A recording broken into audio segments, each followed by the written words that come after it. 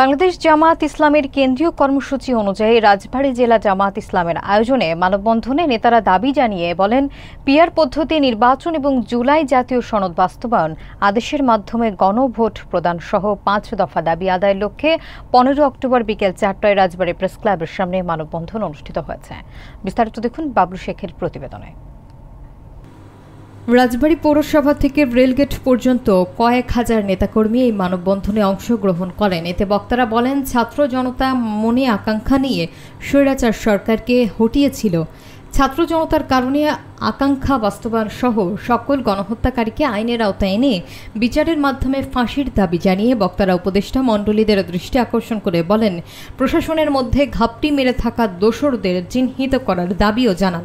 এতে বক্তব্য রাখেন রাজবাড়ী ১ আসনের সংসদ সদস্য পদপ্রার্থী জেলা আমির অ্যাডভোকেট নুরুল ইসলাম, সেক্রেটারি আলিমুজ্জামান, নায়েবে আমির হাসমত আলী হাওলাদার, রাজবাড়ী ২ আসনের সংসদ সদস্য পদপ্রার্থী হারুনুর রশিদ, সদর উপজেলা জামায়াতের আমির মাওলানা সাইদ আলী আহমেদ সহ অন্যান্য নেতৃবৃন্দরা। ছাত্র জনতা বিপ্লব ঘটিয়েছিল, আশা-আকাঙ্ক্ষা ছিল, সেই আশা-আকাঙ্ক্ষা তারা পূরণ করতেছে না।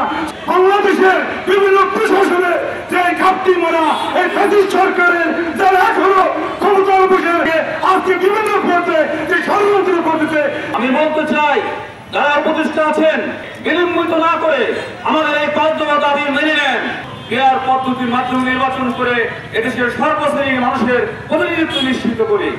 প্রশাসনকে ব্যবহার করতে না পারে, আইন শৃঙ্খলা বাহিনীকে ব্যবহার করতে না পারে এবং তত্ত্বাবধায়ক সরকারের অধীনে নিরপেক্ষ, সুষ্ঠু, অবাধ, গ্রহণযোগ্য নির্বাচন সহ পিআর পদ্ধতিতে নির্বাচন হয়।